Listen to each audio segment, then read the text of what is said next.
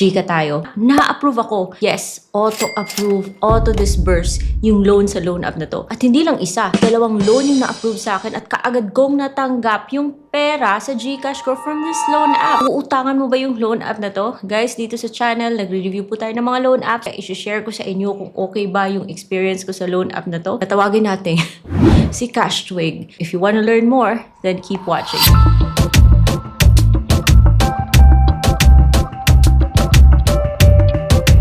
Hello everyone! Welcome back to my channel. It's Ate Red here at dito nagre-review po tayo ng mga online loan platforms. Wala po tayong pinopromote, at least not in this video.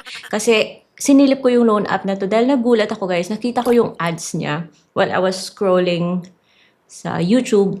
Nakikita ko rin siya sa Facebook, nakikita ko rin siya sa IG. At hindi ka magkaaakala na loan app pala to hanggat sa makita mo yung ads niya. Pag nasa Google Play Store ka, mukha siyang budgeting app.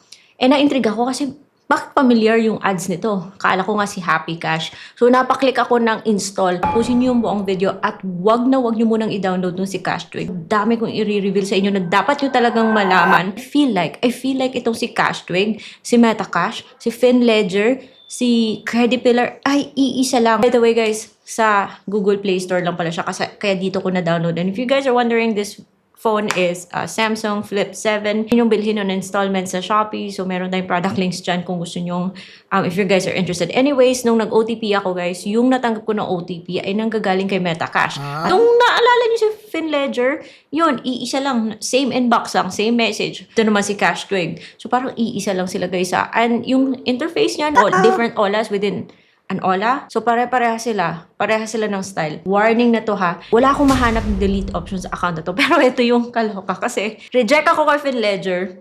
Reject ako kay Credipillar. Di ba sabi ko parang magkakaparehas lang sila. Isang number lang yung ginamit ko ha. Pero dito naman kay Cashtwig, na-approve ako. This video is not sponsored at alam niyo naman na hindi po ako gumagamit ng filter. But I do wear makeup. For this video, I'm just wearing this. This is from Izzy and Sheer Active Skin Tint na may may sunblock na din para hindi na kayo maligaw at kung gusto nyo malaman kung saan ko nabili, meron tayong product link dito. Okay, so ngayon, pag-usapan na natin tong si Cashtwig. Nung nakita ko yung ads, doon ako napa-install. Tapos, I went through the application process.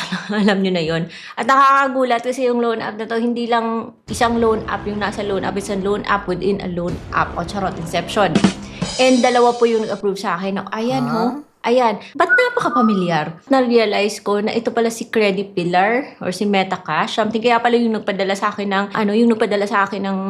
ng OTP ay si Metacash. Ginamit ko yung same phone number na ginamit ko sa pag-apply sa loan app na to. Ang hindi niya alam. And ayun, nag-proceed ako sa application process. Lumabas yung iba't ibang mga loan apps. Tapos parang hindi ko na malayan. Nag-proceed lang ako sa next. Nagulat ako guys. Bigla na lang talagang may pumasok sa akin GCash. Dalawa. Galing sa mga loan apps na to.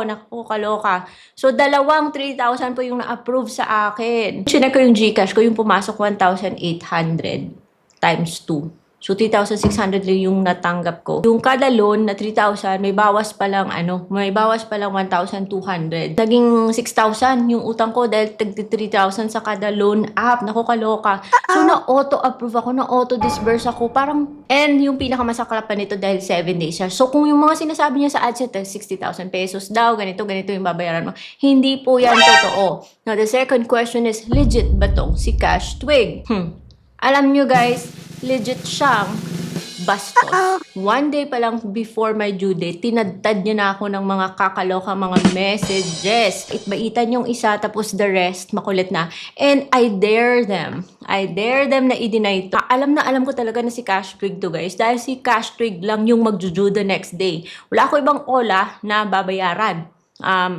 Anytime soon, when I was receiving those messages, si Cashtwig lang po yung magjuju the next day. Hindi ka pa nga due. Nag-contact na siya sa mga references. I don't know kung tumatawag siya. Kasi yung ginawa kong reference, yung mga dito lang naman sa bahay. I don't know kung tumatawag siya kasi naka-auto-reject lahat ng call. Nakatanggap ako ng text sa isa kong number na sabi, hoy, ganito. Naku, nilagay yung pangalan. Pakisabi sa taong ito. O, yan. One day pa lang yan.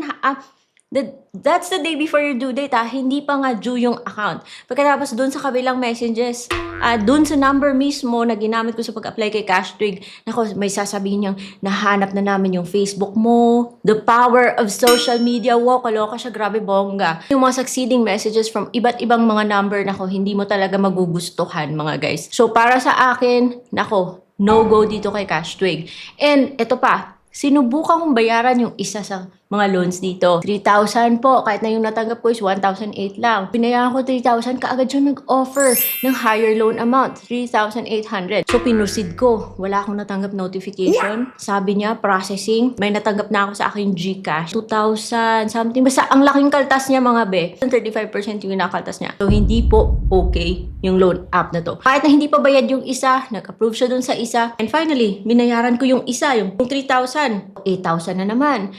So, only utang sa loan app na to. Malulubog ka talaga kung hindi ka careful.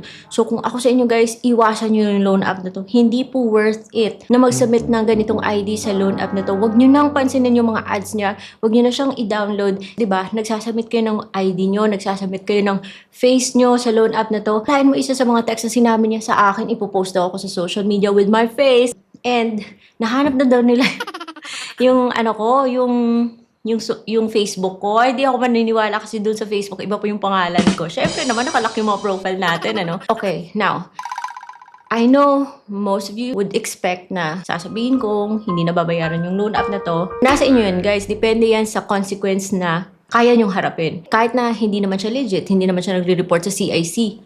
Kahit na, okay, baka, parang may networks siya with other loan apps. You cannot stop them from calling you. Kung talagang matigas yung mukha mo, then okay, go ahead. Kasi nanghaharas mo yung loan app na to. Pero para sa akin, utang is utang. Para sa akin, guys, binayaran ko po. Dahil nagre-review po ako ng loan app po. I cannot risk na hindi magbayad sa loan app na to kasi paano ko ma-approve yan sa ibang loan app? Paano ako makakapag-review ng ganito, tulad nito, kung hindi po ako ma-approve sa ibang loan app? Pero guys, for this loan app, ako na mismo masasabi, iwasan nyo na guys. Dahil yung loan app na to, naku, masyado makulit. The day before your due date, 7 days lang, ang laking kaltas niya, it's not worth it. So kung kayo naghahanap ng mga online loan platforms na mas okay, at hindi ka makakatanggap ng mga text tulad sa natanggap ko sa loan app na to, you can check the loan apps that are in this playlist dahil yun po yung mga loan apps na mabait. Hindi ko sila pinopromote, but these loan apps po, nasubukan ko, and they're far much, 100 times better than Cashtwig. So, Cashtwig, nako, no-go talaga yung loan app na to. Huwag nyo nang i-download. Sasakit lang yung ulo nyo, but nasa inyo yan, dahil desisyon nyo po yan. Then, ako'y nagre-review lamang. So, kung may mga loan apps pa kayo gusto nyong pasilip, let me know in the comment section. And that's all for today's video. Bye-bye!